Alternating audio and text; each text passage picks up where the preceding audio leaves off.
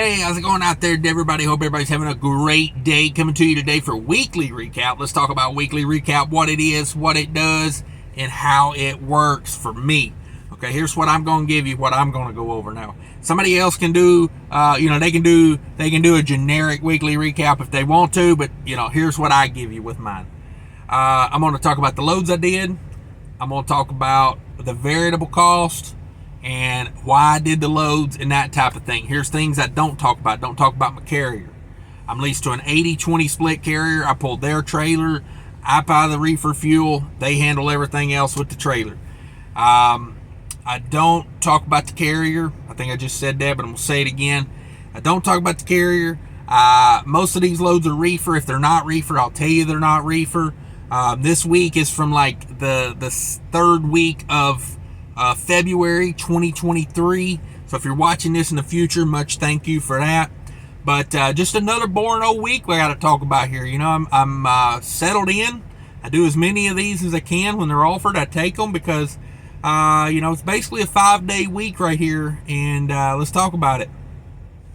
So Minnesota to Virginia, negative 10 degrees, 42,000 pounds, 88 empty miles, 1201 on the loaded miles. 1289 total miles on that, and that load pays $4,400. And then we talk about coming up to Maryland, grabbing a Maryland back to Minnesota, 28 degrees, 24,000 pounds. That's the heaviest one of these I've ever did back from Maryland. And 24,000 pounds. Normally they're like half of that, but I was like, whatever, and that's 54 empty miles. That's 1135 on the loaded miles, 1189 total miles on that load, and that load paid $3,000. So that's $7,400. Like I said, slow and steady. If I can make $7,000 a week right now, I'm gonna call it a win. I like these runs because they're 5-day weeks, and that's a day off in the middle also. So technically it's 4 days of running, and then I can go home, I can do a 34-hour reset, and then I can start this all over again. In the 4 days I'm working, they're 600-mile days. They're get after it days. But then I get a day off in the middle where I drive basically the empty move up to get the next load. Typically I do less than 100 miles, maybe less than 200 miles that day. So I call that a day off for me. But, I can do 4 of these a month, 4 of these weeks a month. And, sometimes I can get 5 of these in a month. Just depending on how things time out. So, I like it because sometimes you hit that $9,000 week, but then it's like, okay, that's a full 7-day week. I need a little time off for the month. It's hard to get 4 of those in every month. So I like these because they're very tight scheduled, but I do good with it. So $7,400 gross revenue, 80% to my company. $5,920 on that. 2,478 total miles. That is 142 empty miles. 2,336 loaded miles. That's 6% deadhead. That's 299 all miles. That's 239 my 80%. Pays 239 a mile. And we're talking 317 a loaded mile. So I'm going to take that. I consider that to be a very good week for just normal trucking, not in some like crazy, unrealistic, inflated market. Like I say, it's a good week for me. Give or take, I like it. I keep doing them.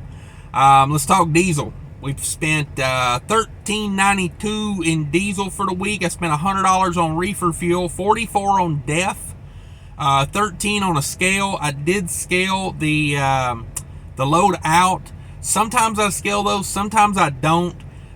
There's one particular guy that loads those, and when he loads them, I don't scale them because I keep pulling the same load with the same trailer. I know if I move my pin to the 11th hole, I'm going to be pretty good. But sometimes they have people load them that ain't the normal guy, and it's like the load's either farther back or farther forward, like they didn't space them the same.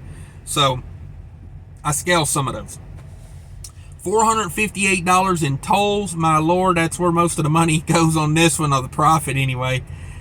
Big chunk of money to tolls, but it is what it is. Can't nothing I can do about it. If I could afford the toll road, I'd up the price on you too. Just saying. $2,007 in variable cost. We bring over my $59.20, subtract the $2,007, and that leaves me $39.13.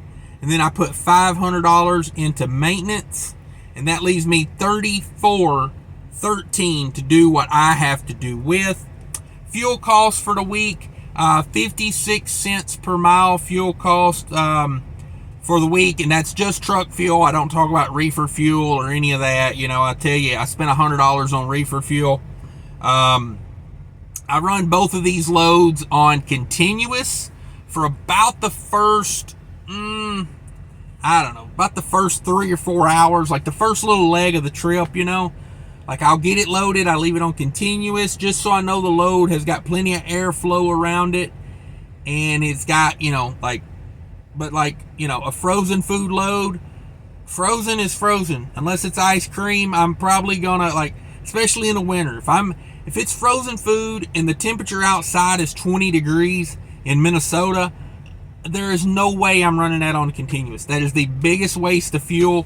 It just ain't happening in my world. So what I do is I kick it back to start and stop after about 3 hours. Like, I'll kick it on continuous, I'll drive it for 3 or 4 hours, and then when I first stop to use the bathroom or do whatever I need to do, just take a rest break, I kick it over to start and stop. And I do a very similar thing on the way back. When they first load it, I run it 28 degrees continuous for about the first, I got a certain place I like to stop, and it takes about 4 hours to get there after I get loaded. So I get loaded, I run it on continuous for like 4 hours, and then when I get to my little stop I like to stop at, when I get ready to take back off, I kick it over to start and stop.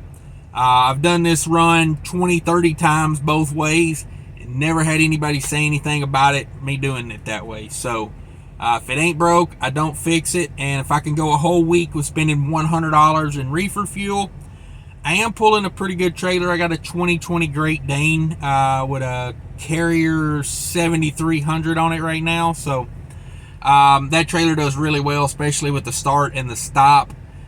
Does not run a whole lot. So one thing I did forget, I left my freaking load locks on this trip, so I had to stop and get load locks. So there went some money, because man, load locks have got stupid here lately. Used to could get 2 for $50. I paid $50 for one load lock.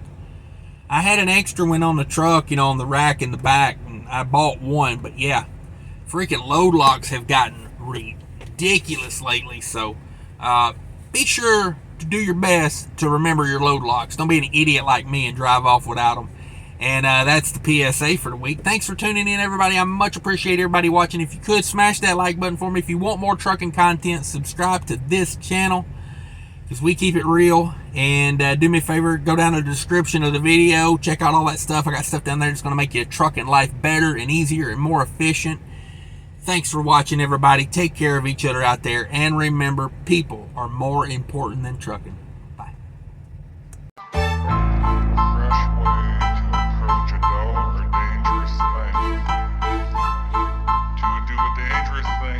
Style is what I call art.